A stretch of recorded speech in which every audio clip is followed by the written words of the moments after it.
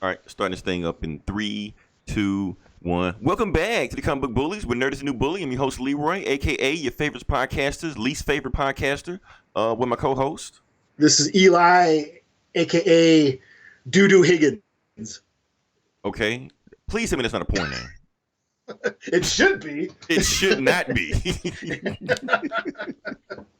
Yeah, and we're back with another episode, and we're recording this late, and a bunch of shit happened. Matter of fact, we're gonna talk about some shit that's gonna feel like it's like 100 years old, but it really only like what, like 4 days old. But like in internet Probably. world, it's like forever, dog years. Yeah, we got such something like small attention spans. Yeah, so we actually got a lot to cover. So yeah, we're gonna pull in overtime in this episode. Eli, don't worry, you're getting overtime, so you're gonna get a time and a half on what you're getting paid now. So Sweet. woohoo, 0.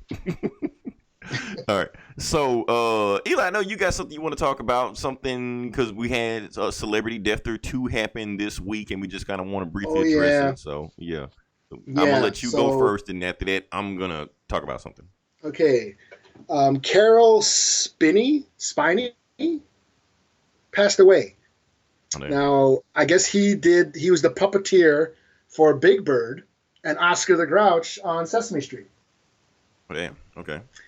So, I think it's safe to say, I mean, I don't know. I'm a Gen X or am I a boomer? I don't know. I'm old. Oh, okay. I mean, but we might need to talk about that because there are new classifications going out right now.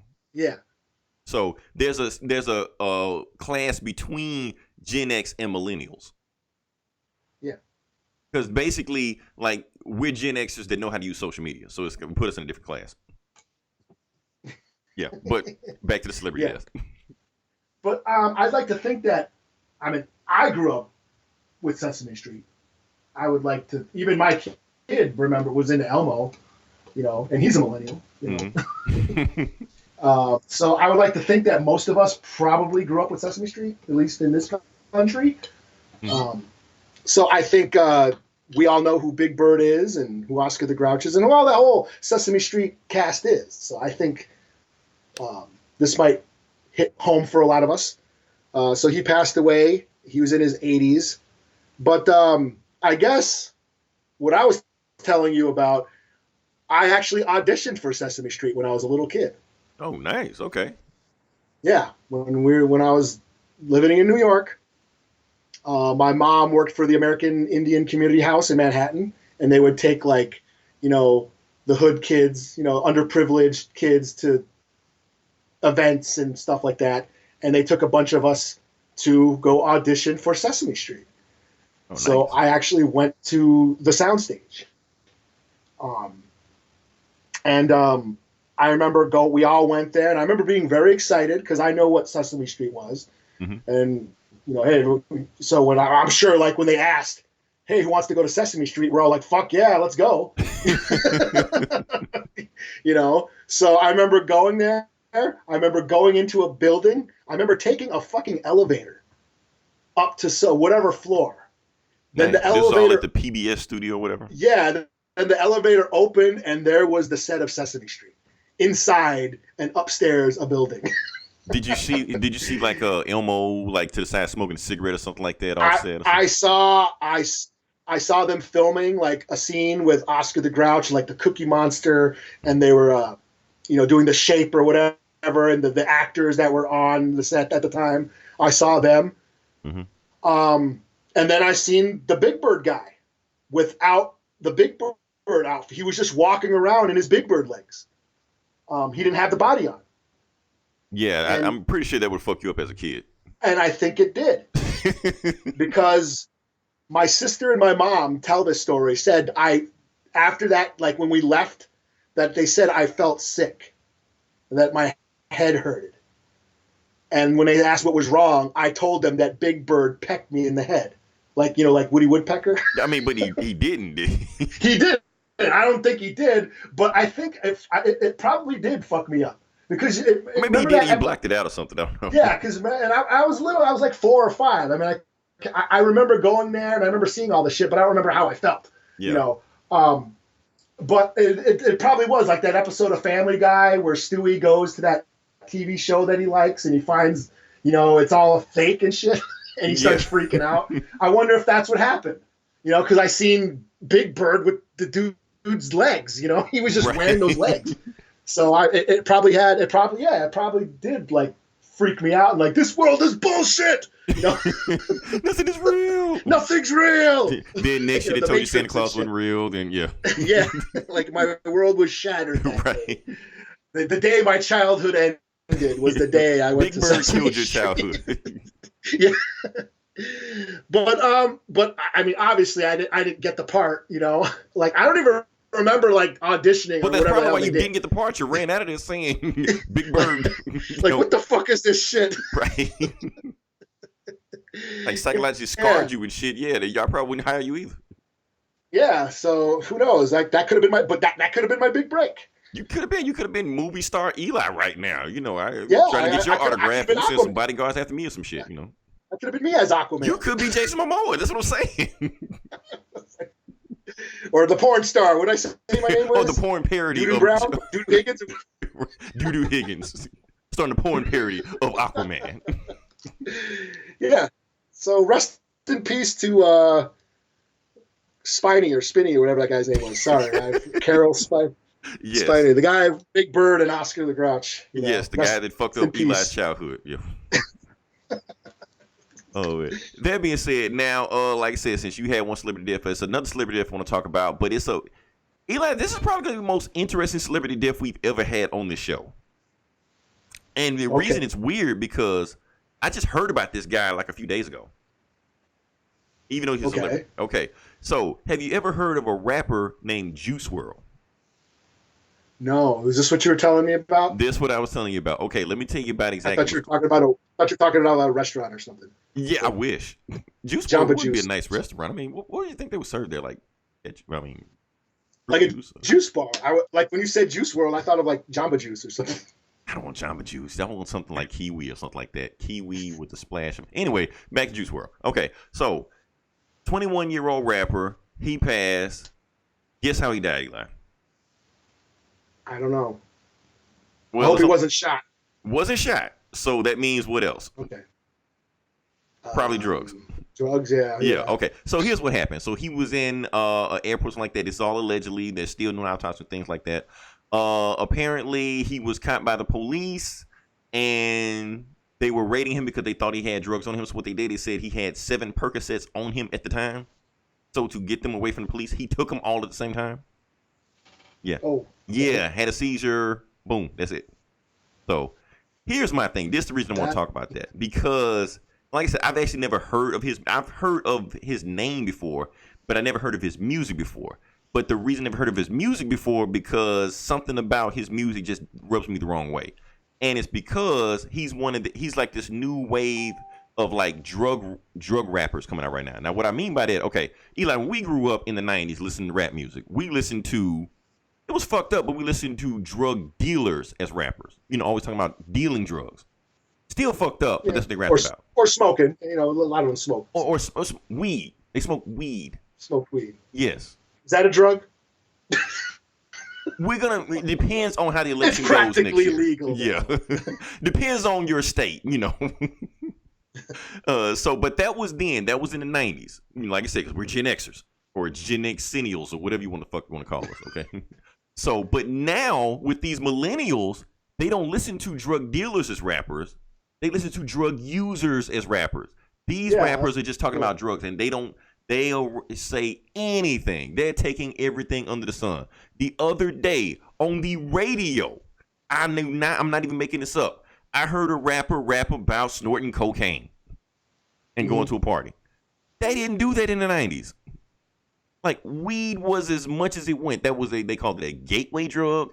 They didn't call it drug. Song, I got it selling my leg no more, or whatever the fuck. I don't know what the hell was that? My daughter was listening to it. But that's the thing. That's what I'm saying. So now, like I say, when we grew up, that's what we listened to. So now these kids are listening to drug users. They think cocaine is cool. We knew we knew as fucked up as life was. We knew don't snort cocaine. We knew that much. Now, and even how they rap, it's like they're all fucking because they are on some shit. Like they are on some shit. They're high as fuck, on every pill, every drug, every codeine thing they can get over the counter, under the counter. You know, the beats are all these trap, slow ass beats, and they're not even saying word. Yeah, because you high as shit. You don't even know what you're saying. I ain't got my drugs. And I'm on my hook. I snort cocaine. I snort and I'm cocaine. Feeling sad. And I got no job. It's either that or they're like, come in there, like, that's what you would sound like if you rapped on cocaine. That's like super fast shit. You don't even know what they're for. They don't even know what they're saying because they're high as shit. So that's what I'm saying. So we need to do a better job of gatekeeping the music because this shit had to stop because he's not the first rapper to go out by drugs. Just stupid shit like this getting raided. I mean, Lil Wayne. He's had about like 4 or 5 seizures off drugs already. How the fuck he's still alive? I don't know. And if you watch him, he basically look like a character of The Walking Dead right now. And I don't mean Rick Grimes. So yeah, we need to put a stop to this drug junkie rap, whatever the fuck's going on right now, because it's fucking up everybody right now. Because yes, we got these rappers dying left and right, but y'all's gonna have these kids. Because here's the thing. Yes, in the 90s, the rappers rapped about smoking weed. And a lot of people got started smoking weed from listening to rappers. Dr. Dre had the #1 album of the 90s called The Chronic. So a lot of people, what the fuck is The Chronic? It's weed. Okay. A lot of people I will admit, the only reason I started listening to Cypress Hill is because they had, weed songs. Right. So if you listen to an album and every single song is about smoking weed, eventually you're going to think like, well, maybe I should just try smoking weed sometimes, So if you listen to a rap album nowadays and they talk about snorting cocaine the entire time, eventually some idiot is going to go like, you know what? Maybe cocaine isn't that bad. So maybe we should do some better gatekeeping on what's going on right now. That's all. That's our public service announcement for today. Yeah, in our day, like crack is whack. And like Sir Mix-a-Lot had that song about how cocaine was bad. Right, like White Lines. Remember White Lines? Grandmaster Flash. White horse, don't ride the white horse. I think he was talking about cocaine on that, and I can't remember. White Lines. But that's the bad part that you think we should have to tell people this stuff, Eli. I feel like we're having a flat Earth argument. Like we shouldn't have to tell you this stuff. We shouldn't have to tell you that cocaine is bad. Yeah. I don't know. And it's expensive. Y'all can't afford cocaine. Right. The fuck, man. Exactly. Like cocaine is a rich person's drug. That's why these rappers can afford it. Now, exactly. They probably didn't have cocaine when they wasn't rapping. That's why crack and meth was invented, because poor folk couldn't afford cocaine. Yep. And we're not gonna talk about how Nixon flitted into the. What? We're not gonna go there. Anyway, but yeah, let's do a better gatekeeping on our music right now. Yeah, let's do a better job on our gatekeeping of music right now. That means we can actually move into the actual podcast now. Yeah. Okay, so this is the part where we talk about the box office numbers. This is the part that Eli loves because he always gets the exact number movie or what it is, and I know he's gonna get it this time. So Eli, tell me, what is the #1 movie of the week? Frozen. A Disney movie. Yes. Oh, yeah. And it just will not stop. It's just. I've never seen the first one yet, and I have Disney Plus, and never seen the first one yet. I'm gonna tomorrow on my off day. I'll do that, I guess, if I'm not watching. You watch Frozen tomorrow. You spend your day off watching Frozen. I'm saying that, but I'm not gonna do it. It's like a New Year's resolution. I'm gonna work out and lose weight. No, I'm not. At least get laid out of the deal. Right, or something like if I have somebody over here watching Frozen. Yeah, Frozen and chill. But what if the movie is so good you're gonna try to get laid? You're like, wait, this is a good movie. Well, don't start crying during it. Like that's what I'm saying. So like sometimes you invite somebody over and you're gonna get laid. It's a good movie. I can't wait outside. You gotta you can't watch a good movie by getting laid. You're like, wait, hold on. I want to see what happens in the next part. Don't start singing the song. Right. So it's tricky. You got to plan all this stuff ahead of time. What are we talking about? Oh, Knives Out. Oh, another thing about getting laid. I hate it when you are into the movie and you can't even watch it because the person's talking too much. That's my thing. What am I talking about? Anyway, #2. Like, no, watching a movie or getting laid? Watching a movie, not getting laid. Because I hate that when you're getting laid and they just keep talking. Well, that's fucked up too. Like, you don't have to keep talking the whole way. You don't have to talk me through this. I'll figure it out. I know what I'm doing. #2, Knives Out. that Number everybody 2 still, huh? yeah, it's still in there. Oh, look at that. Yeah, it's I might go see this movie. It sounds interesting. It's Number good. 3, Ford versus Ferrari, still hanging in there. Number 4, Queen and Slim, still on there. Oh yeah. The Black, Blind, and Clyde movie. I'm hearing some good things about it. You know. Number 5, A Beautiful Day in the Neighborhood. I'm pretty sure it's gonna win all the Oscars or whatever. Yeah. Number 6, Dark Waters. I'm pretty sure you told me what this is, but I have no idea what this is. Dark one. Actually, I don't. Sorry. Okay, cool. As long as you don't know either. Number 7, 21 Bridges. That Chadwick Boseman and the Russo's movie. Pretty much a flop. Yeah, let's call it. Number 8, Playing with Fire. That is the Rock movie you were telling me about. No, John Cena. John Cena. Okay. I was going to say Roman Reigns next. I knew it was one of those guys. Well, I was going to say Batista. One of those guys. And number 9, Midway. The movie you keep saying you're going to go see, but you didn't see. I didn't see it yet, no. That's okay. It's like New Year's resolution. We'll eventually see it. Number 10, The Last Christmas. No, Last Christmas, not The Last. Still Still hanging in there. Damn. Yeah, people like it. And yeah, that's it. Like I said, box office numbers are pretty damn. Eli, what is today? We're not going to say today because we are going to get wrong because today is today. It is Today's today? Today is today. The 10th. Okay. So today is the 10th. So that means that Star Wars is what? 2 weeks from now? That's right. 2 weeks. 2 weeks away. It doesn't feel like it, but it's there. Yeah. And so, do you have your tickets? That's the thing. I do. Okay, because I tried to get I do have tickets my tickets 3 days ago. The show I wanted to go to was already sold out. Damn. I'm like, fuck. So I got to go to the 10 o'clock show. I'm like, fuck. So now I got to stay off the internet because if the show starts at 7, you know they're going to spoil everything by 10 o'clock. Yeah, motherfuckers will be in the fucking theater tweeting about it. Exactly. So I just got to for 3 hours, I get to just avoid social media just altogether. Otherwise, the whole movie will be spoiled for me. So, yeah. Somebody even asked me a question like, would I pay $100 to see Star Wars a week earlier? I wouldn't. The reason I wouldn't, because if you see it, you can't tell anybody about it. You just got to keep it to yourself. So it's like, what's the point? No, just not do it. Or it could just be Gomer. Gomer didn't even see this shit. He just sees some shit on Reddit and just spoils for everybody.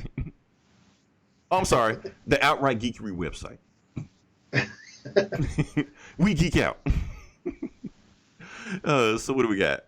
Yeah, well that's about. Oh, so like I said, we had a shitload of trailers come out. I don't know what was the deal with all the trailers coming out, Eli. They want us to go to the movies, man. I know that, but like back to back. Like, what's the point? Like, why yeah, now? It's pretty much all week. It's like I totally forgot that Black Widow. Yeah, we were gonna talk about Black Widow. Like, yes, it seemed like Black Widow came out like 5 months ago. The trailer, like, no, it came out like 4 days ago or some shit. Yeah, just the other day. Right, but this is the internet. That's how fast things move. So, yeah, so what we're going to do, I know everybody's bored because they're tired of hearing about Black Widow, but we're going to talk about the Black Widow trailer because we never got a chance to talk about it. So, let's talk about it. Eli, what do you think about the Black Widow trailer? Sure. Okay, you're sold. Okay. Sure, why not? Scorsese approved. Okay. Yeah, it's fine.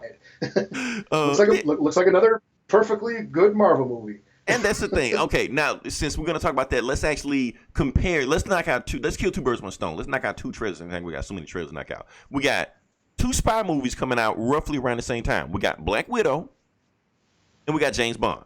Die Another Day, Do Not Die, Die Sometime Tomorrow. What was the name again?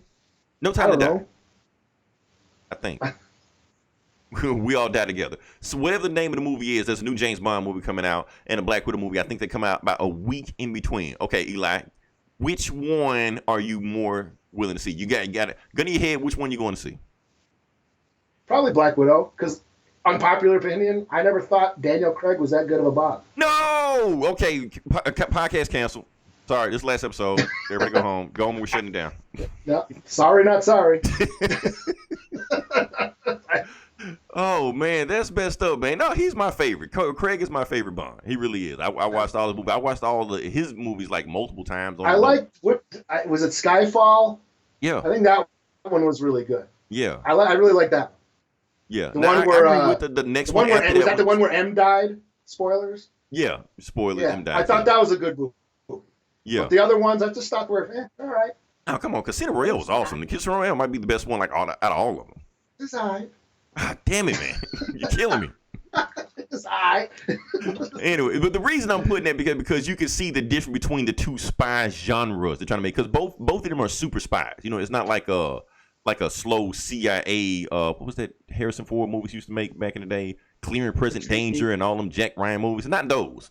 You know, these are super spies with heightened abilities and gadgets and weapons and all this shit like that. So they're different, but you can tell how they're Spy different. kids with grown-ups. Basically, that's basically what they are. Because Black Widow, she plays in a different universe than James Bond. So yeah, she's a super spy and she's human and she has no powers, but you can tell that she plays in a different universe than he does, because she's in a world with like mutants and gods and aliens and robots and cyborgs and alien tech and cyborgs boning mutants and shit. So she lives in that world. Where James Bond has never fought, a mutant that fucks a robot or anything like that. That he lives in this sort of kind of real world, but not really the real world. But just enough. And it felt like, his movie felt like a little bit more weight to it, where you could tell Black Widow's world was cartoony. It was the Marvel universe. So that's the two difference between those two. Now it's got me thinking about the Black Widow trailer again. Now here's the thing, Eli. Do we need a Black Widow movie? That's the thing. I'm gonna answer that question. No, we don't. No, we don't. Because she's already died. We already know the ending of a story. I don't really give a shit about Budapest, even though everybody else does. Some shit happened. Okay, cool. But at the same time, Scarlett Johansson deserves a movie. That's how I feel. We don't need a Black Widow movie, but she deserves a movie because she worked her ass off. She put the time in. She did her job to make these movies what they are. Every movie she was in, she killed it.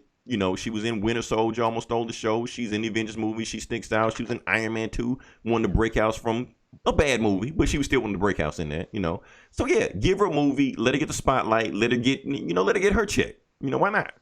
Yeah, there you go. So nothing wrong with that. I'm just curious about how this movie is gonna be. Is it gonna be really a Black Widow movie? Or is it gonna be a movie with a bunch of assholes in it? Like the Winter Guard and the Red Guardian and the Red whatever and the Red Room and the Red Square and a shitty version of Taskmaster. Yeah, that's another thing. Like, why the fuck did you? How did you fuck up Taskmaster? Out of all people, that should have been. That should have been easy. Yeah, I didn't even know that was him until people said that was him. And it's not the fact that you didn't know he was Taskmaster. I didn't know that was supposed to be like a major villain. Like, I just thought they were showing some random goon.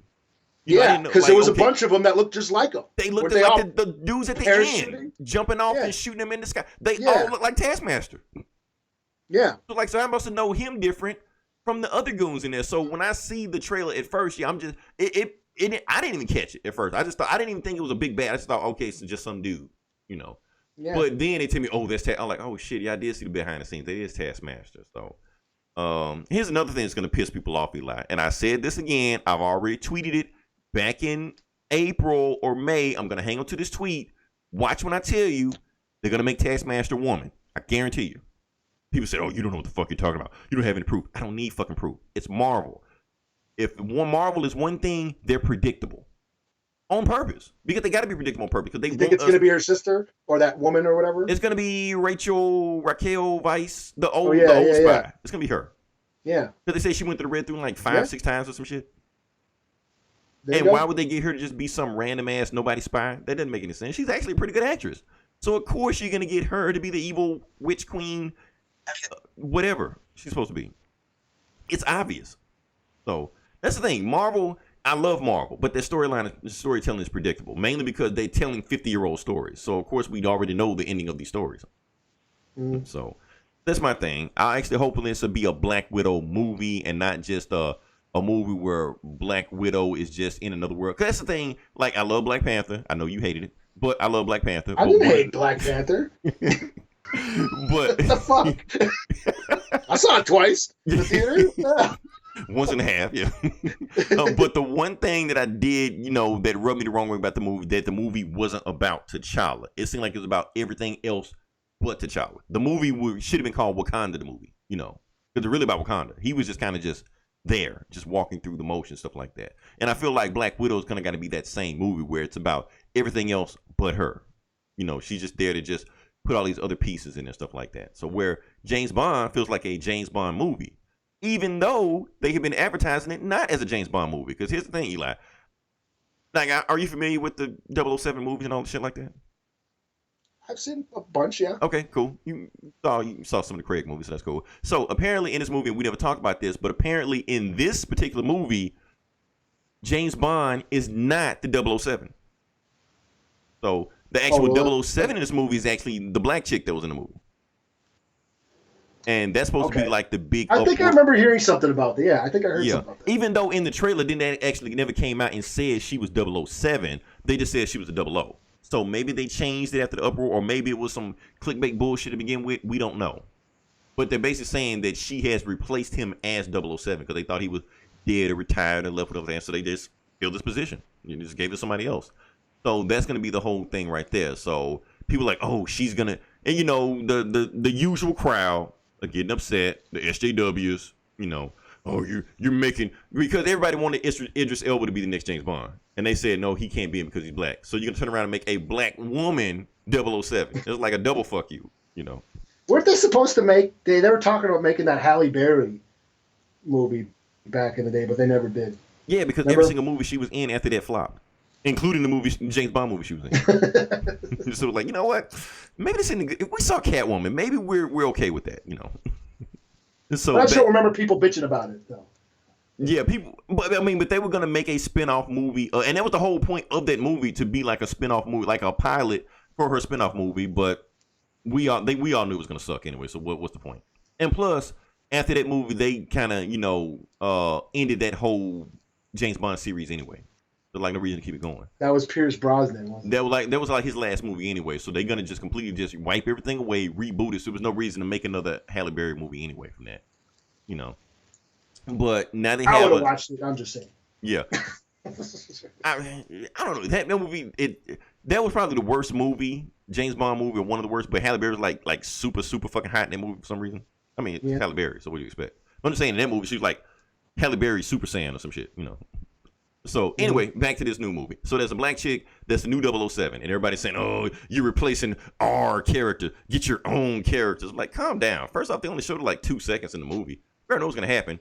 Either A, she's gonna die, and James Bond's gonna get revenge for her the rest of the movie, or 2, she is the bad guy. One or the other. So it's really no reason to get your panties in a bunch over this.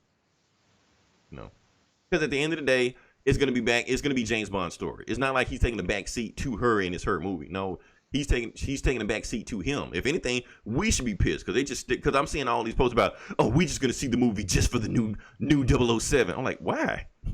Like, she's barely gonna be in the movie. So they got your money. So whatever. So that's 2 trailers we got knocked out. What's the other one on there? You want to talk about that Free Guy one? Free Guy? Sure. Yeah, let's talk about it. Okay. Ryan Reynolds is back.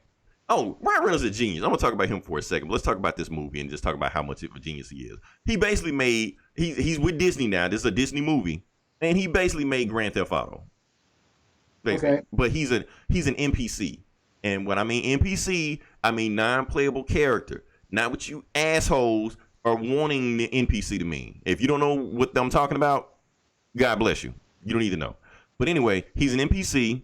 He finds out that he wants to be one of the main characters, like in Grand Theft Auto, killing everybody, and they got one kid doing the Fortnite dance and shit like that. So he wants to be one of the video game characters too, causing carnage and shooting people, and he wants to be one of those guys. So that's pretty much the movie. Okay? Just him blowing up shit. Yeah. He's like basically another version of the Matrix. Yeah. It's like Matrix, or like, you ever seen Wreck-It Ralph? Yeah. It's basically like that, you know, like Wreck-It Ralph, one of those type of movies. It was like another movie somebody compared it to also, but I can't remember off the top of my head. But yeah, all of those movies where he's one guy, but he realized that he can be somebody else. He can be the real person, the NPC. So it seems pretty interesting. Why is that trailer coming out now when it's not due till like in the summertime? I don't know, but whatever. Okay. Now, this is a trailer I want to talk about. Wonder Woman 1984. Now, Eli, this trailer just flew past, but there is a lot of shit that was in this trailer. Like, if you like, I've seen some breakdowns and scene by scenes and shot by shots and stuff like that. There's a shit ton of shit in this movie, in this trailer, I meant to say. So, basically what we got is, and I'm going to get you a second time. What would you think about the trailer, the Wonder Woman? I thought it looked cool as hell. Okay, cool. Actually, out of all the ones, that was my favorite trailer out of all of them. Not just because just the visual of it just looked cool of it, but then it started breaking down all the stuff that was going on in it. First off, she's riding fucking lightning. Like, what? Yeah, well, she was lassoing it and shit. Yeah, I'm like Spider-Man's like, fuck me? Like, that's my thing, you know? And apparently that's a thing in the comics. I mean, she's the daughter of Zeus. So I wouldn't be surprised if she could do that. They said you might have seen or not seen the invisible plane in the movie. You know. Oh, yeah, I didn't see it. Yeah. And the big bads in the movie. So you got one big bad. You got Kristen Wiig, supposed to be playing Barbara Minerva, a.k.a. Cheetah. Eli, I'll be honest with you. I've never looked at Kristen Wiig that way. But when they showed her in the second scene, she was walking up the stairs. I looked at her that way. That's just me. Oh, yeah? Yeah. I looked at her that way. I was like, well, good for you. She could be Cheetah. Yeah. Hey, I got weird taste. That's me. One of these days we're gonna make a whole episode of my weird kinks. But anyway, so that's the most interesting one. Well, we'll get to Steve Trevor in a second. Most interesting one was the weird preacher evangelist looking dude, who you may recognize or may not recognize from The Mandalorian. Yep, that was him. Pedro Pascal, that's his name. Yep. Hopefully I got his name right. Yeah. So he's supposed to be playing Maxwell Lord. So and I'll get to Maxwell Lord in a second. Let's go back to Steve Trevor. Now, everybody's going crazy over Steve Trevor. Why is Steve Trevor here? So you got all these fan theories about why he's here, and people are getting pissed off that it undermines his death from the last movie, stuff like that. And they all theorize like, why is he here? Here's the thing: when the movie comes out, the movie would tell you why he's here. Until then, stop making up these bullshit theories and getting your panties in a bunch for no reason. You're ruining the movie for yourself because you're gonna make up some bullshit. Talking about comic book fans. What else they got to do? Do something, anything, because this shit is counterproductive. Because what you're gonna do, and Star Wars fans do the same shit. You're gonna come with this theory, this bullshit ass theory all the time. Oh, like in Infinity War. Oh, they're all in the Soul Stone. No, they're not. I kept telling people they're not in the Soul Stone. It's the same thing with this. They're gonna make up some bullshit excuse about how they think he's back. It's not gonna be that excuse, and they're gonna piss themselves off. Oh, well, I thought it was gonna be this. I thought it was gonna be that. So calm down. Just wait for the movie to come out and relax. Damn it. Now, that being said, Eli, I have a theory. Okay. Yeah? Yeah. So, let's go back to Maxwell Lord. Now, for those Let's hear your bullshit theory. My bullshit theory that I'm going to complete. But the difference is my theory is going to be right. Oh, yeah. So Maxwell Lord, for those that don't know who Maxwell Lord is in the comics, Maxwell Lord in the comics, he was first in Justice League Unlimited in 1987, whatever like that. Awesome run. Go read it if it's on DC Universe. Definitely, I recommend it.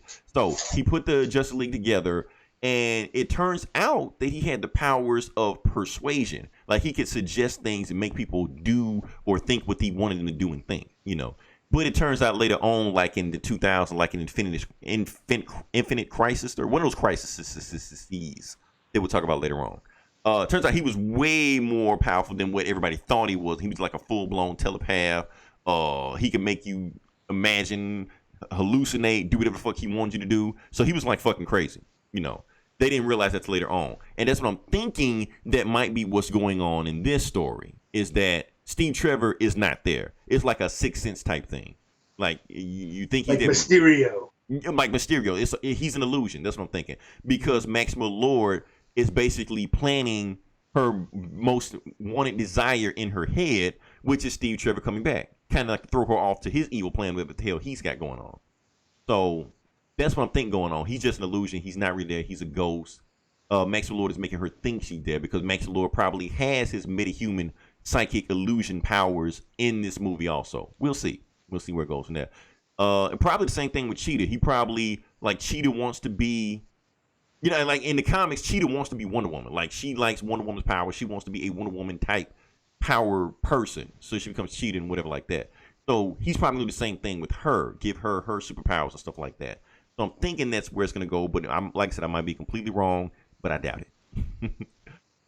Let's go back. And there's some other things that happened in the trailer also that kind of caught me off guard. Like I said, the name of the story is 1984. Now, one of the things that might tie it in 1984, not just facts in the 80s, but 1984 is also based on a novel by George Orwell, which is the story of Big Brother who surveys everybody. I'm getting super deep in there, but I'm going to bring it all around. Just wait. Okay.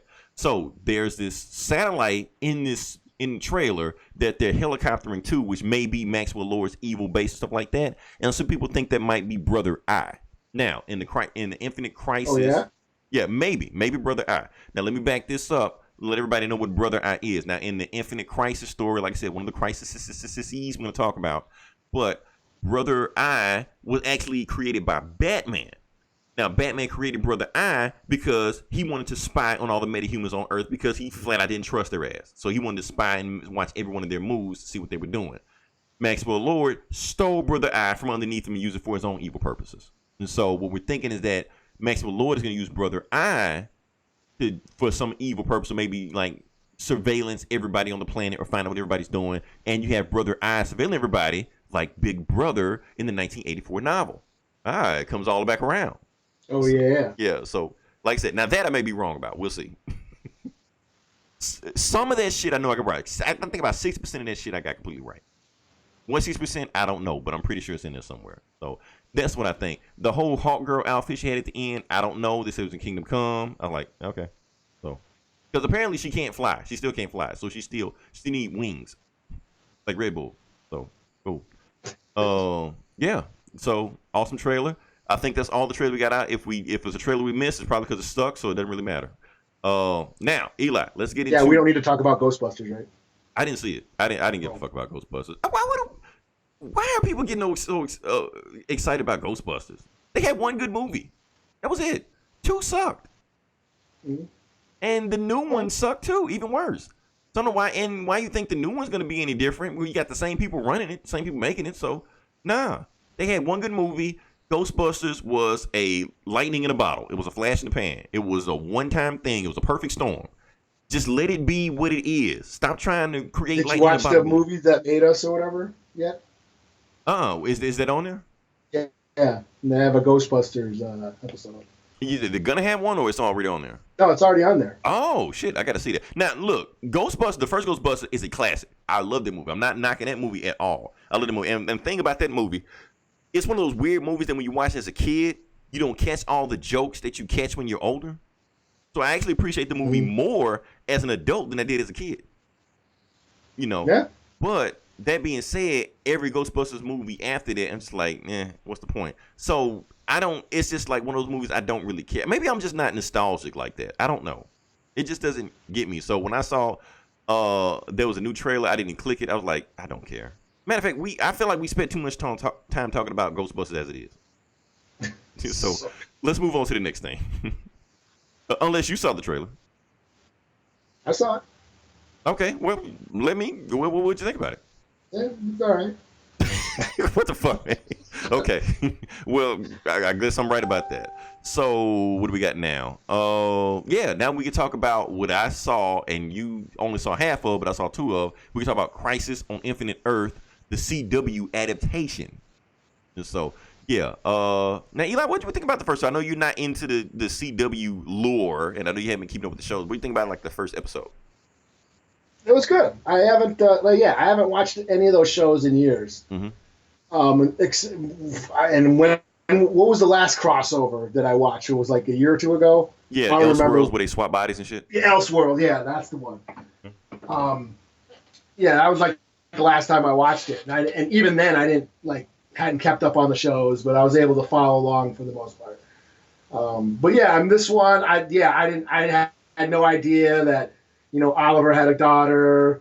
There was some what was it, Brainy? I was like, who the fuck is this guy? And then I saw the 3 dots on his belt. I'm like, is he a Brainiac? And so there was some stuff I had to catch up on. Like, what the hell is going on now? Mm-hmm. But still, I mean, it still touched up on, stuff from the comic pretty well. I thought the Shadow People were pretty cool.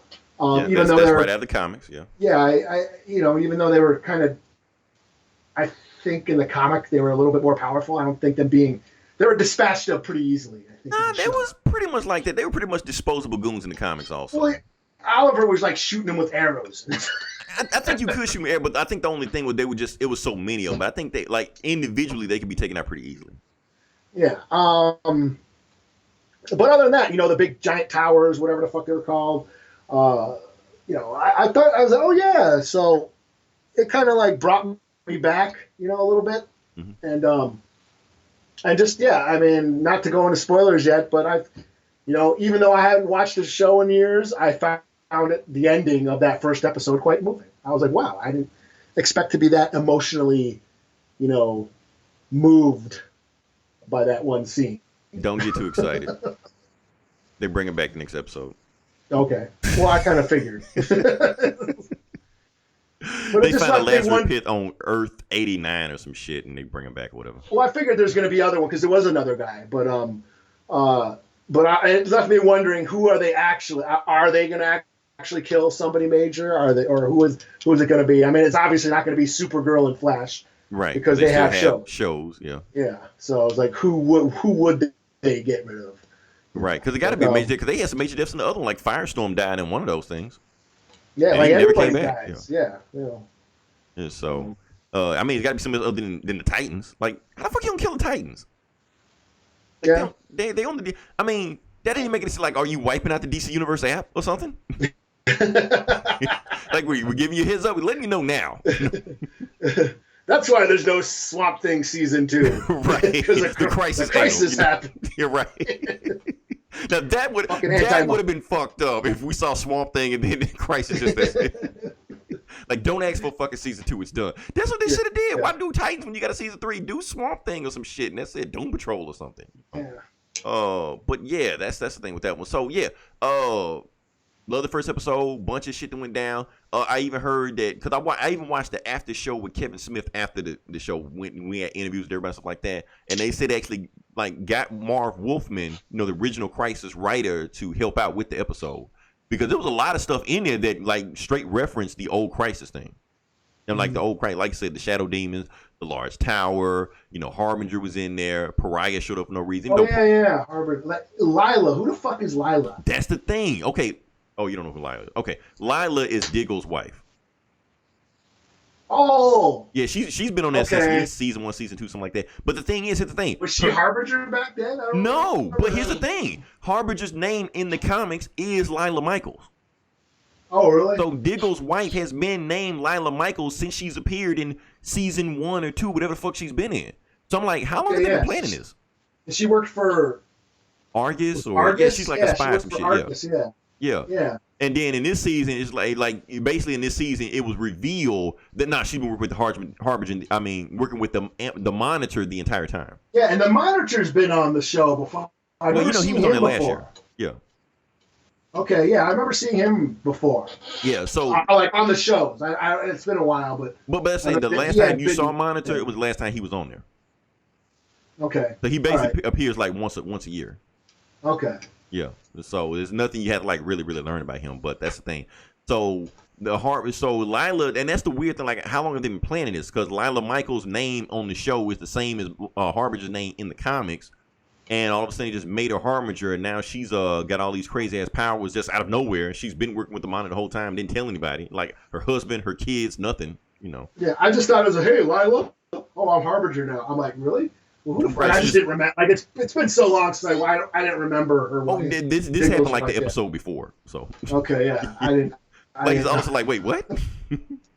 Yeah. So some weird shit. Like I said, all the nods.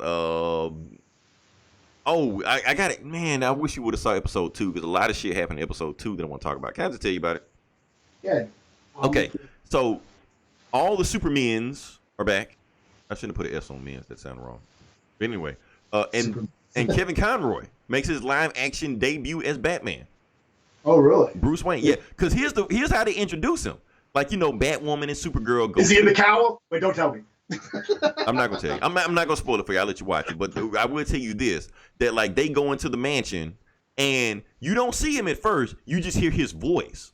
You're like, oh shit, this Batman. Like it fucks with your mind for a second. You're like, oh shit, because it sounds like Batman, and then he walks down, with the Kingdom Come thing, whatever like that. But when you just hearing him talk, he's just like, "Who's down there?" and like that, it's gonna fuck you up for a second. I promise you, because he's actually getting to play live action Batman or Bruce Wayne or whatever you want for the first time. But what they do with the story, Eli, I'm gonna let you.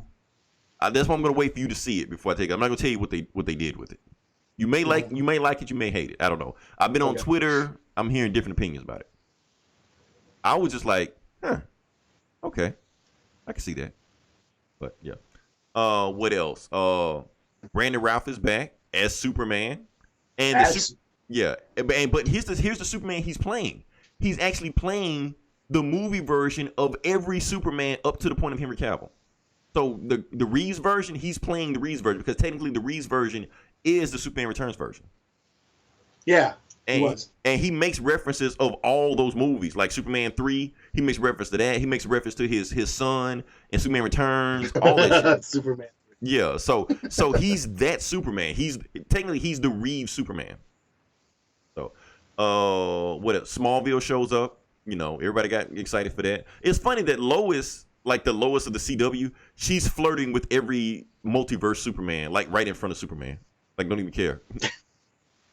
What else? What happened at the end? Some crazy shit happened at the end, but I'm not gonna tell you. That's all I'm gonna tell you about that. When you watch that episode, what's the schedule like? Okay. So what was this, Batwoman? Yes. Okay. So here's the schedule, and I broke this down. So last night was Supergirl. The night before was Supergirl. This night was Batwoman. Today is gonna be Flash, and then it goes on hiatus. So that's the season finale of the whole thing. They're gonna pick back up in 2020, and that is gonna be 2 episodes. It's gonna be Arrow, which is gonna be the last, was like the series finale, and that's gonna be it. And Legends of Tomorrow, and that's the ending. Okay. Yeah. So it's 5 episodes. So that's the biggest thing they've done so far. Oh yeah, and there was a Superman versus Superman fight that was pretty cool. But like I said, I'm not gonna go into detail about what happens with that. But that was all pretty cool right there. So yeah, I'm excited to see what they do the next episode. Next episode is gonna be Black Lightning. I didn't see the Black Lightning episode tonight, but they said it ties directly into the Crisis. Oh, they do have a Black Lightning? Yeah, they got a Black Lightning thing on this. So he's gonna be in the next episode. Now, do you think like Spectre and Psycho Pirate and all those motherfuckers are gonna show up? But that's the thing, because Psycho Pirate was in last year. You know, he should was he? Yeah, like in the Elseworlds thing, he was in Arkham. Huh. And Batwoman beat his ass, and then he just disappeared, and that was it. So you think Psycho Pirate would be here, but he didn't, like, he hadn't shown up yet. Yeah, but I don't remember him. I don't remember Psycho Pirate being on the show. He was on like briefs. I don't think he said his name, but he did wear the mask, and that was about it. So yeah. But like I said, in the comics, Harbinger is a double agent. She's working for the Monitor and the Anti-Monitor. So I'm gonna go ahead and spoil it for you. Isn't she like get infected or something? Doesn't like a shadow person? I forget. No. It's like the Monitor, the Anti-Monitor himself infects her or something. But anyway, she kills the Monitor in the comics. Yeah. So at the end of episode 2, it turns out that she's a double agent for the Anti-Monitor. Like the Anti-Monitor shows up at the end of the episode also. And like, what's his name? Like witnesses at the end and shit. And the Pariah, yeah. The Pariah, yeah. So he hasn't really done anything yet. He just kind of shows up. But yeah, like little nods here and there. Oh, Kevin Conroy quotes Batfleck and BBS. I won't tell you what line, but he says a line in there. I was like, what the fuck? Fuck Martha right in the pussy. So yeah, like I said, I shouldn't curse so much. I guess I offend Comic Cast when I curse. Oh yeah, they said you F word. They must listen to Geeks Af then, because you let it. They must not. They must not listen. Like, this is the PG version of Eli. Yeah, this is me reined in and shit. Right. Geeks Af is like, fuck it, I'm just out there. I listened to your podcast. I was like, I'm glad he didn't say that shit here. We didn't get demonetized that quick. My comic reviews or whatever. Right. We should just turn our comic reviews to how like 5 fuck yes and something. 5 out of fucking 5. Like, how much is 3 out of 5 fuck yes. Yeah, like, how much is a fuck? How many fucks is that? You know. Yeah, but like I said, I've been excited for Crisis. Want to see it and want to see where it goes, and then we'll keep going from there. Video game news. Can we hear some video game news for a second? Sure. Let me make an announcement, Eli. I bought an Xbox One X. Did you now? Yeah, haven't opened it. I'm looking at it, having buyer's remorse. I don't want it. It's just there. But it was on sale. So it's like, why not? What I'm going to do, I'm a sucker. I don't know, man. I saw the. What I'm going to do is just play it for a little while, and then when the Xbox 860 or whatever the fuck comes out, 720 or whatever comes out, just trade it in, you know, for a good price. It's an Xbox One X, so I know I get a good price on it. So why not? Right. But I play everything on PC, so I don't. All those games that were on, like, had like Star Wars, I got Star Wars. NBA 2K got that. Gears of War 5, I got that. So, Oh, it's on PC? Yeah. Okay. I mean, yeah, that's another thing. That's what I meant to tell you. I'm glad you reminded me. That's actually what I really want to talk about in the video game section. Halo Reach is now on, and now it's been released on PC and Xbox. Now, I love Halo Reach. I have not bought it because I know if I buy a Halo game, it's going to be a wrap. I'm going to be playing until 5 o'clock in the morning until it's time to go to work, and I don't want to do that. And I'm like, well, you're going to be waking me up. It's time to podcast, Leroy. Nah, playing Halo. Can't do it. So I don't want to go through that again. I do know that I know all these kids playing Fortnite and shit like that. I just know like their dads are going to kick them off the game and shit like that. You know, Halo time. Fuck off my Xbox. You only play this shit for 2 years now. Daddy's home. So I'm glad to hear about that. And last thing is MLB The Show is now going cross-platform. So MLB The Show is coming to Xbox. I'm excited for it. Even though I have Xbox, I'm excited for it because MLB The Show is the best sports game on video game systems right now. Better than NBA 2K, better than Madden, all that. When you play it, you will know what I'm talking about. So, yeah, that's all the video game shit I got. I probably got some more shit, but I think I'm video gamed out. That being said, can we move on to the next part of the podcast? Sure. All right, so this is the next part of the podcast. We're talking about this is the comic book bullies. We're talking about the comic books, and we're going to get into it. And I think I read a whole bunch of shit, and I think Eli took the night off and went to go smoke cigarette. It was time to do comics, whatever, like that. So I went on vacation. That's okay. That's okay. From comic Eli. book reading this week. Look, you took up my slack a bunch of times during this year because I just didn't give a shit sometimes. So there just wasn't shit that really interested me, man. Oh man, there's a bunch of shit that came out. And money was kind of tight. I will admit, money was a little tight. It's Christmas. It's December. I get it. I completely get it. My kid just had a birthday. I just bought my kid a car, so I couldn't get that many cars. What you get him? What you get him? A piece of shit little beater truck. That's for what you're supposed to $100. do. So they got to learn how to fix it and work on it. They'll appreciate it. So I learned about cars from that piece of shit car that my parents hand me down to. So yeah, it was a piece of crap that barely runs, but it does run and has heat, and it can and he's not borrowing our car all the time. So right, that's right. He gets stuck on the side of the highway. He'll learn how to fix it. Yeah. Let me say it. Let's move on to the comic book. So I guess let me start off with another one of these X books. Look, I'm not gonna do a whole X minute or hour or half hour, whatever like that. I read one X book. And I'm gonna review one X book because the other X books I'm starting to lose interest in. I'm trying to hop off this train, Eli, but I'm gonna stick with this one for right now. So I'm gonna review X-Men number 3, and this may be one of the weirdest X-Men books I've ever read. Okay. So this how it starts off. Apparently, like we already know in Hickman's world is that in Hickman's run that they're making these drugs to give to the humans and shit like that, to do whatever. They're growing these drugs in the Savage Land. That's what they're growing these drugs. So apparently these 4 hooded people come through and blatantly take the Savage Land hostage. They hijack them. Apparently they got some kind of goo that if they spray the mutants with them, they instantly lose their powers and can't do anything. And they take control of the Savage Land. So the Savage Land is actually locked off to everybody, to the rest of the mutants. They can't get there. So that's why the Council of the X or whatever like that, like whoever's in charge of the government in Krakoa, they call Cyclops there specifically. So Cyclops walks into the meeting holding hands with Emma Frost. And they walk in and they see his wife. And his wife is just looking at him like, oh, hey.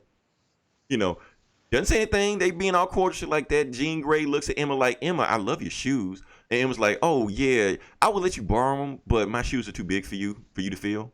And Jean Grey like, oh, that's okay. I don't like borrowing. Borrowing is more your thing. They're doing like this cat calling back and forth like, like, okay.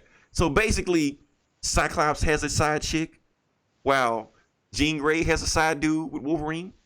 So Hickman's doing some weird shit with this whole family dynamic right now. But anyway, they tell Cyclops he has to go to the Savage Land and find out what the fuck's going on there because the Savage Land has been hijacked and we don't know what they're doing with our pharmaceutical drugs because that's basically that's our economy to run Krakoa. If they fuck that up, they could fuck up the whole economy of the country.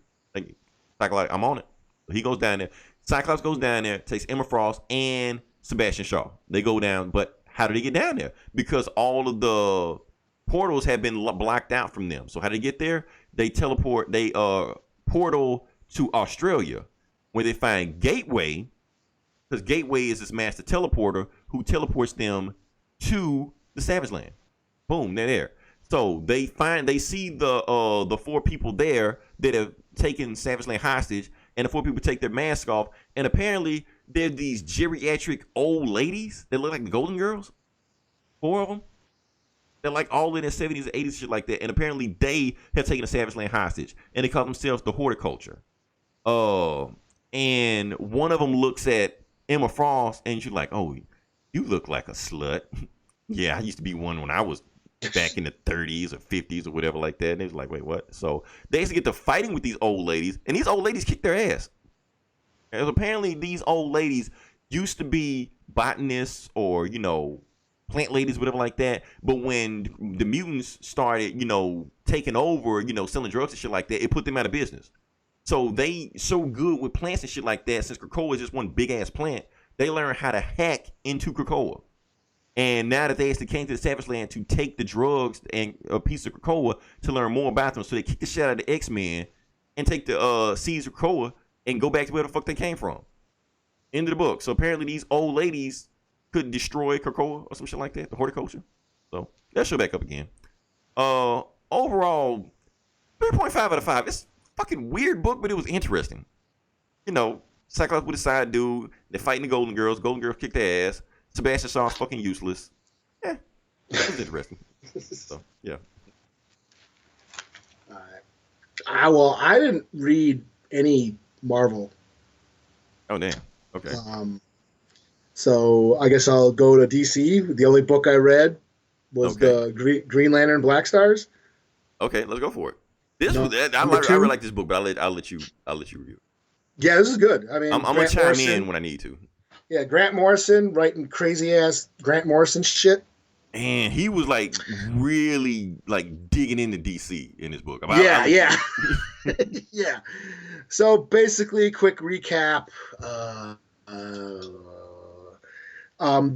This is like an alternate universe because the old DC universe was wiped out by Mew the Controller and the Blackstars. They're sort of like this space cult that is trying to bring balance and peace by basically killing everybody. So Hal is a part of this cult, and he is to marry Beelzebeth, this queen of the vampires who feeds on stars and planets. And she's supposed to eat Earth as a wedding present. So they're about to get married. So this book sort of starts out, Hal is going to Earth, and he's talking with Superman. And he's basically telling him how the Earth is all fucked up and it's in bad shape, and how the superheroes are just wasting their time because no matter how much they fight crime and, stop all these world-ending threats and like crises and shit, that nothing really changes. And his son Jonathan wants to go join the Blackstars. But Superman, doesn't want him to, and is like telling Hal, "Stay away from my son, because you come like within 100 light years of my son, there's going to be a war." Yeah, Jonathan's "Fuck you, Dad." Yeah, he's like, "Fuck you, Dad. You suck." Meanwhile, there's like tension going on with the Blackstars. They're like starting to question Mew the Controller and why he's never around, why they never hear from him. But Beelzebeth tells everyone to chill and that he's resting. And then we go into Beelzebeth's backstory and how she was like married to some like vampire king asshole who she ended up killing him by making him like eat a supernova. Fucking Grant Morrison. and then all this shit happened. Did you catch a pic where she said his dick was little? I don't remember that. I remember she had to wait till he transformed into like this big giant space mist or whatever. Yeah, the sun eater. Yeah, Grant Morrison loved those sun eaters. Yeah. Yeah. So basically, Mew ends up saving Beelzebeth and raises her and she ends up serving him. Said, "I'll serve you and we'll take over the universe together. We'll form the Blackstars," all that shit, and kind of leads us till now. We go to the wedding between Hal and Beelzebeth, and basically Mew like drops dead. He just dies, and Beelzebeth's like, "Don't tell anyone." He's so powerful that they can't keep all these clone bodies going because he uses them all up, and don't tell anyone he's dead. She also reveals that there's a Green Lantern ring, which basically tells Hal like there a universe that did exist before this one. And Hal's like, well, you're not going to eat my world. And then Jonathan shows up, Superman's son, and like, well, war's here. Right, because he recruited Jonathan, cool. And you can hear Superman outside. He's like, oh, you took my son? Yeah, I'm finna fuck everybody up. Yeah, so basically, yeah, the shit's about to, go down. Yeah. And that's where it ends. And yeah, this was crazy. This is just crazy. And you can totally tell that Grant Morrison is taking a dig at like the recent state of comics. Really shitting on like the DC universe. Yeah. Yeah, like taking pot shots at like Snyder and Tom King with the mental health issues and shit. Like you talking about Batman, who like, yeah, first they were just like crazy animal costumes, robbing banks. Then they do that shit anymore. They just trying to kill Batman. That's the only reason they're here. Yeah. I'm like, damn, that is what all they do. It was like that Bat Manson. So he's like a Charles Manson version of Batman. It's like, right. Is that him like trying to say this is the Batman who laughs and shit? Right. Like this shit's been done before. And he was like, well, yeah. And then Hal Jordan was like, well, why don't the Justice League do something? The Justice League, they're always in space, always fighting monsters and shit. They don't have time to even fool with anything down here. And then he was trying to tell him like, look, the Blackstars, when we do shit, we actually stop shit. You're just doing the same shit over and over and over again. You're always fighting Luthor, always fighting Brainiac, always fighting Darkseid. Yeah, that's what Jonathan tells Superman. You just fight the same bad guys over and over. Right. Like this shit is insanity. Yeah, he's just like Grant Morrison just commenting on just how comics are becoming like tired reruns and just rehashing stories and recycled writing and just to maintain the status quo. I thought that was like really funny. I was like, I hope whoever reads this story, I hope they catch that subtext in there. Because I know comic readers hate subtext. I know you do. But this shit is funny. This shit, like, he's really digging into DC. Like, he really shitting on DC in this book. It's like, what fucking, like, he's even shitting on them for what they did to his story. You're like, I don't even know what Superman you are. Didn't you have jeans and t-shirt last time I saw you? Like, you always got a crisis popping up. I don't even know what the fuck's going on in this earth anymore. What was that issue of Doomsday Clock where Jeff Johns sort of basically blames DC sucking on Alan Moore? Right. Alan Moore and Zack Snyder. What was it, 10? Issue 10, I think? The Megaverse, the Metaverse or something? Oh, yeah. The Negaverse. Yeah, everything's dark and gloomy because of the... Right. Because Alan Moore and Frank Miller. And but this is him basically... This is Grant Moore basically being Alan Moore and basically commenting on the state of comics. We know that Grant Morrison worships the ground that Alan Moore walks on. We know that. And so, yeah, he's trying to be Alan Moore as much as Alan Moore he can be. So, yeah. So, he's going to shit on superhero books also. But it was... Yeah. I love this book. I'm gonna give it a 4.5 out of 5. I thought it was awesome. Even the part that I thought was boring, like the story she was telling about the Vampire King, even that shit was interesting. I was like, damn, she really hates this guy. Yeah, I mean, I give it a 4.5 too, because it would have got a 5, but just some shit got a little murky with Mongrel, that shit with Mongrel. Like, yeah, that was kind of confusing. It was like, what is Mongrel doing? Yeah. But other than that, this was like... Yeah, this is cool. I'm digging this just because it's weird. Just because it is weird.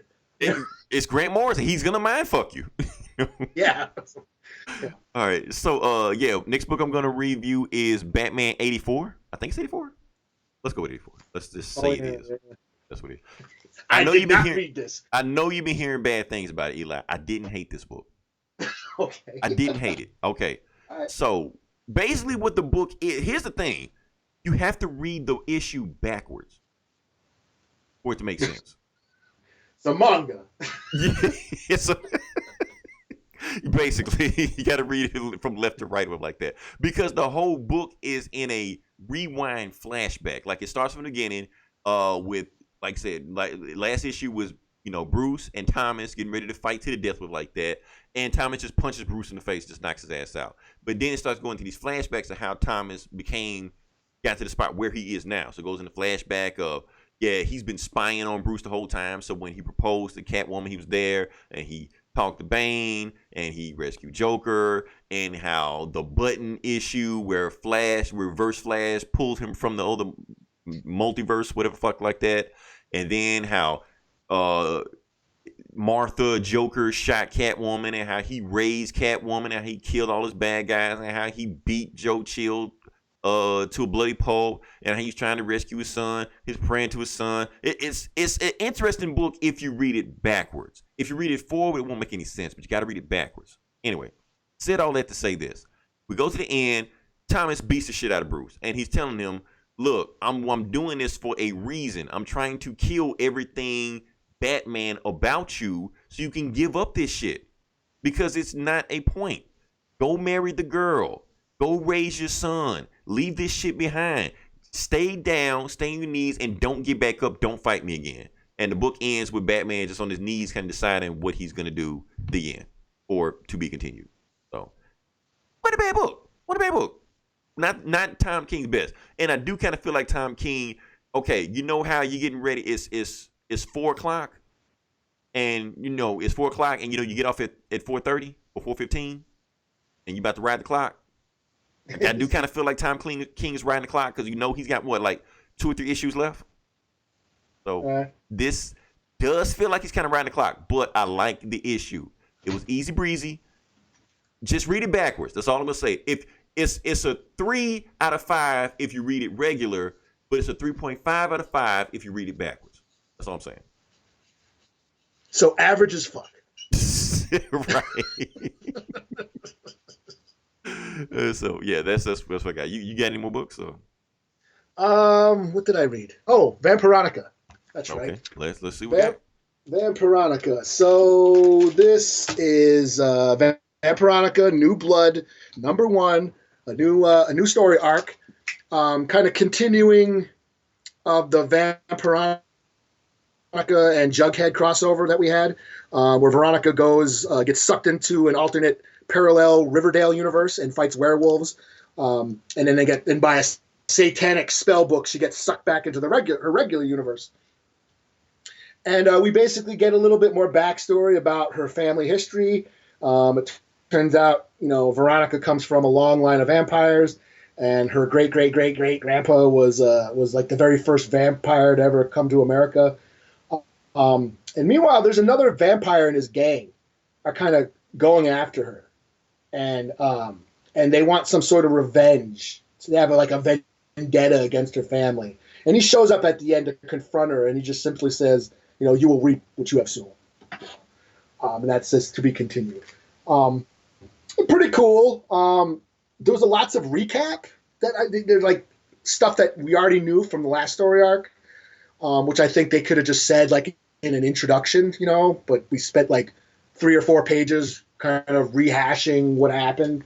I thought that got a little, lengthy, but other than that, it was still fun. It's these Archie horror comics are like a guilty pleasure of mine, and I think they're a lot of fun. So I give it a 4 out of 5. Okay, cool. All right. Okay, next book I'm going to review is Deathstroke number 50. Now, the reason I'm reviewing this is actually the final issue of this Deathstroke run. Now, I do want to say this. Those first, 10 issues of this Deathstroke run, everybody go read those. Those books were fucking awesome. Is that the one where Christopher Priest was writing? Yes. Matter of fact, no, he wasn't writing those. Oh. The awesome ones were written by somebody else. Oh. This one's written by Priest. The one where, Deathstroke, was it that when you said Deathstroke, might have knocked up, or, somebody's kid, or who? Or Damien might have been? No, that's Priest. That's Priest. Okay. Yeah, but the beginning, he was just a contract killer going around, and they gave him a contract to kill Superman, some shit like that. That shit was awesome, but that wasn't Priest, that was somebody else. But this is Priest writing this book, and this is the last issue of this Deathstroke run. What happens with this, we'll find out what goes from there. So the book starts off in the dark multiverse. So we have an evil Deathstroke. So we already know Deathstroke is a bad guy to end with. This is the bad version of Deathstroke. So the book opens up with Deathstroke killing Batman. And Damien standing over him. And Damien looking at Deathstroke like, you did it, father. You finally killed him. Looking at Deathstroke telling him, you finally killed Batman, father. So either he... So he is his dad? In the dark multiverse. Yeah. Oh, okay. Yeah, and not only that, Wonder Woman is his wife. So is Batman's wife? No, Deathstroke's wife. Deathstroke's wife. Yeah. Okay. So Batman's just dead on the ground, and then he looks in the room, and the Teen Titans show up, pop out of nowhere, and they're like, "You killed Batman, we're gonna take you out." So Deathstroke just kills all the Teen Titans like it ain't shit. They just go just like that. And Nightwing is about to about to fight Deathstroke, but he gets shot in the head by Damien with a gun.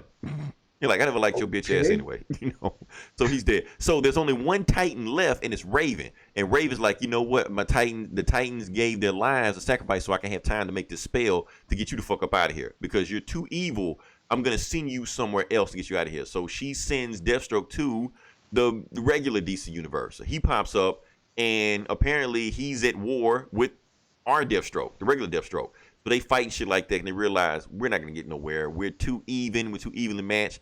How about we just talk this shit out? So they go get IHOP. They just sit down and just eat and shit like that. Deathstroke takes off his mask. The other evil Deathstroke tells him, man, the evil Deathstroke looks old as shit.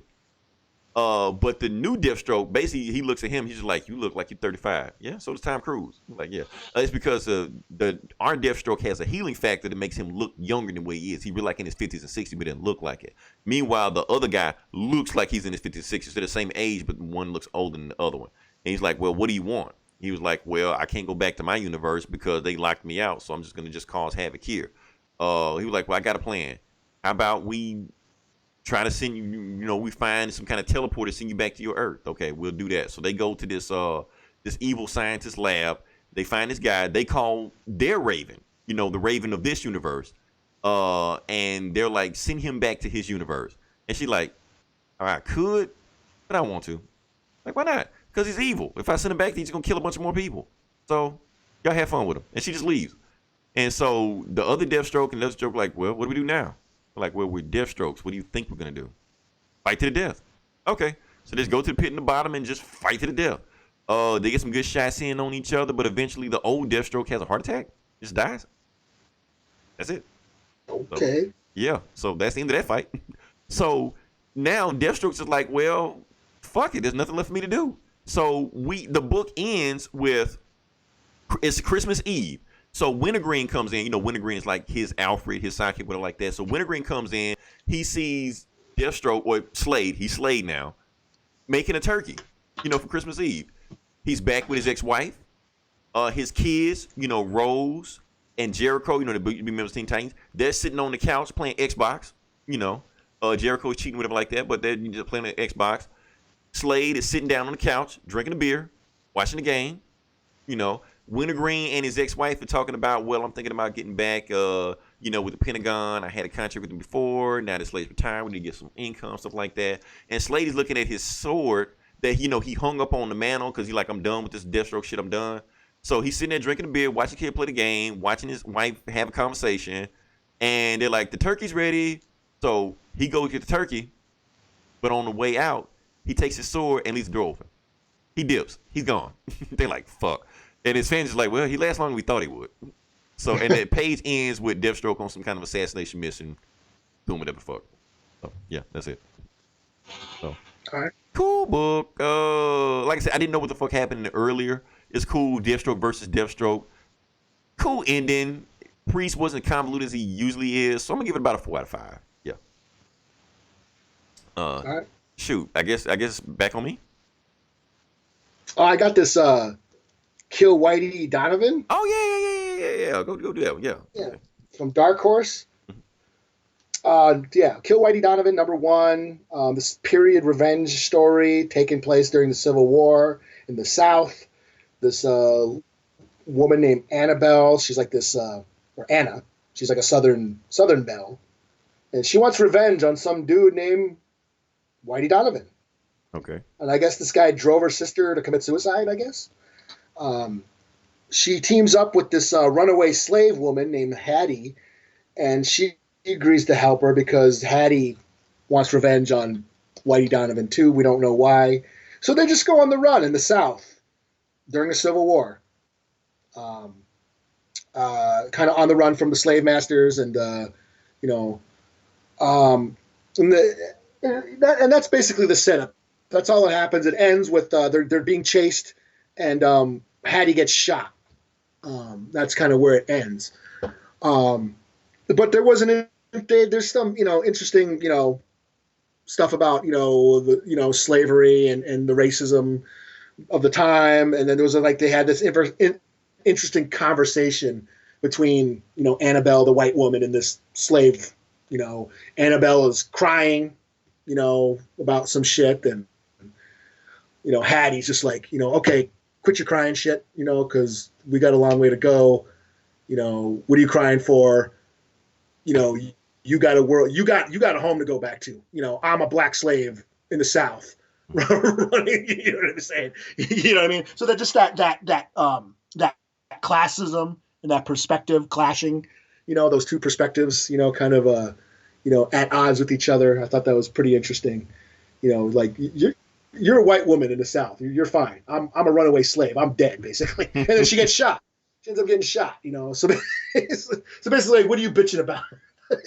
It was a kind of a funny conversation, but other than that, I mean, it's an interesting story. I'd like to see where this goes. Art is really well done, and I think I might be on board. I'll give it a 4 out of 5. Okay, I started to pick it up. But the reason I didn't, because there was another book that I wanted to get. And here's the thing, Eli. Now, you and Comic Cast, I love y'all, but y'all get on my nerves sometimes. Okay, because you're always going on about every Star Trek book that's always out, and they won't shut up about GoBots and G.I. Joe and all this shit like that. So y'all reviewing the shit that you like to do. So I'm like, fuck it. I'm going to do what I like to do sometimes. I like James Bond. James Bond got a new book. I'm going to review James Bond because I'm going to talk about James Bond. So, all right. James Bond books. Let's go with it. So this is James Bond #1 by Dynamite Comics. I don't know who did it. Fuck, it doesn't matter. I think it was them or Boom.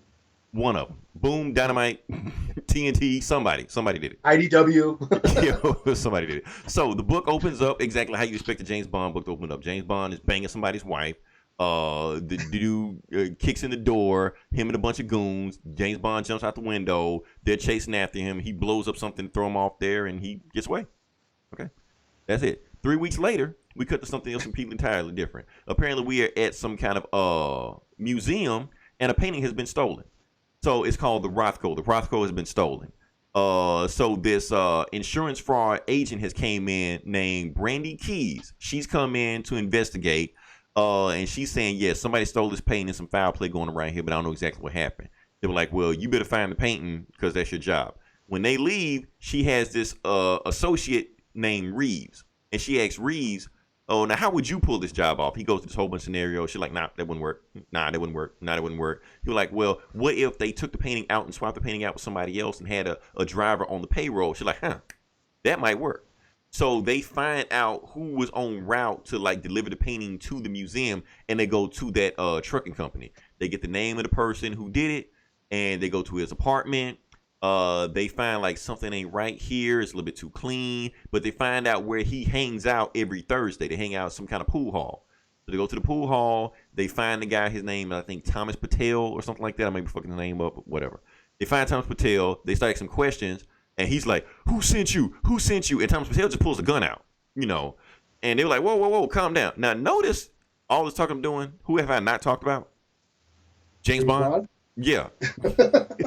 He hasn't shown up at once. So anyway, Thomas Patel pulls a gun out on Brandy. He's out there fucking somebody. Probably so.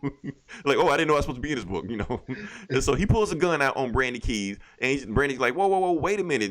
I just want to have a conversation. And plus, you're not a killer. I've seen killers before. You're not a killer. And then some dude in the background just voices, yeah, you're not a killer. And then all of a sudden he gets a pool stick, wraps him across the head, takes the gun, unarms him, and things like that. The reason you're not a killer? Because killers are faster. And, of course, it's James Bond. The book ends. So James Bond was in this book for the whole thing. So James Bond was in this book for 3 fucking pages.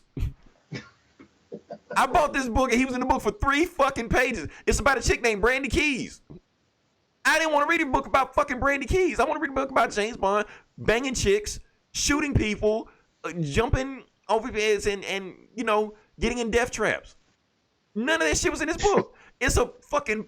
I thought he got laid. He was getting laid in the book, right? Yeah, like in one panel. Then some goons bust in the door and interrupted a mid-stroke. You should have shot them for that reason. Yeah, boner killer. Right. So James Bond is in his book for like 3 pages. I don't know to be pissed. And it's a fucking painting heist, a museum heist, which double O's don't do. They do world domination. They do terrorist threats. They do weapons deal, drug deal, shit like that. They don't do museum heists.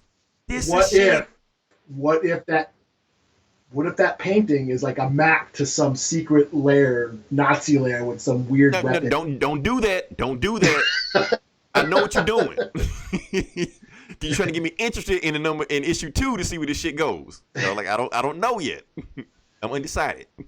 Yeah, I mean, I gotta say, when you said a painting is stolen, it's like, what is this, the Pink Panther? That's what it felt like. Like that's not James Bond. Yeah. Like get Inspector Clouseau to do this shit, you know. So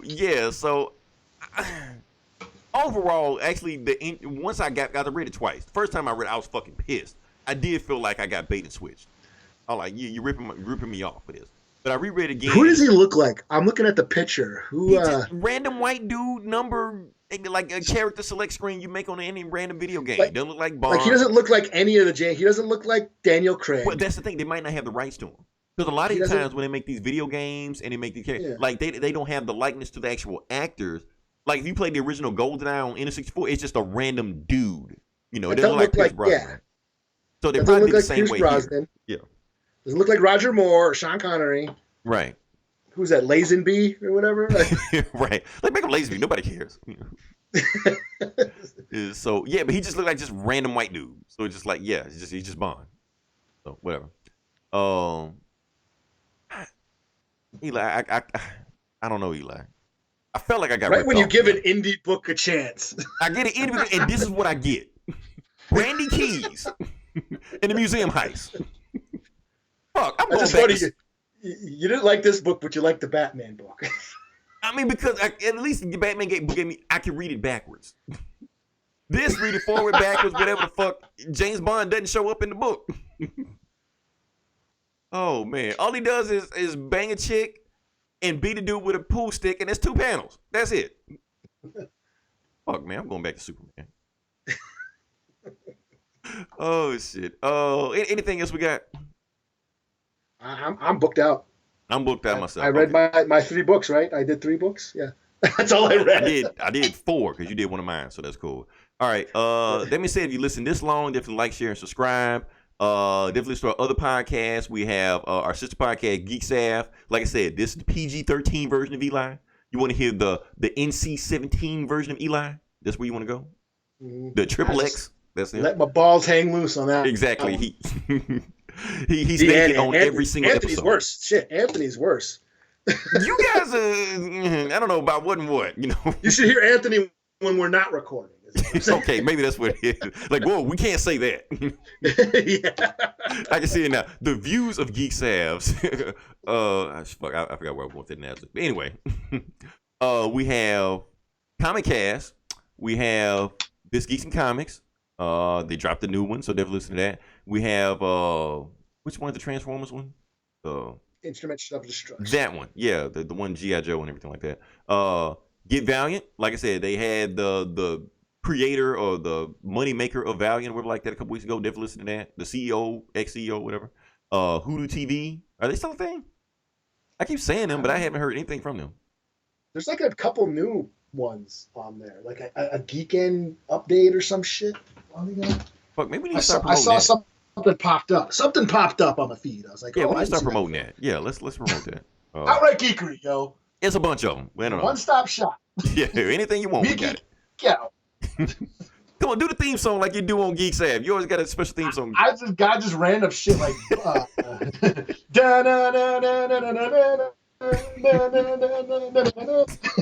I guess. I think I named and the wrestling one. Not another wrestling podcast. I know it's not that, but that's what it should be. And Talking Balls. And Talking Balls, yeah, the football one. Yeah, next week we're coming with some more stuff, maybe some more Crisis episodes. We'll see where we go. And the finale of Watchmen. We're not gonna talk about Watchmen this time. We'll talk about it next week. Man. We'll talk about it next week. We're gonna get into it. Episode. Woo. We're gonna get into it. Yeah. So until then, this is Leroy. This is Eli. And we'll talk to you guys next week. Same bullet time, same bullet channel. Cool.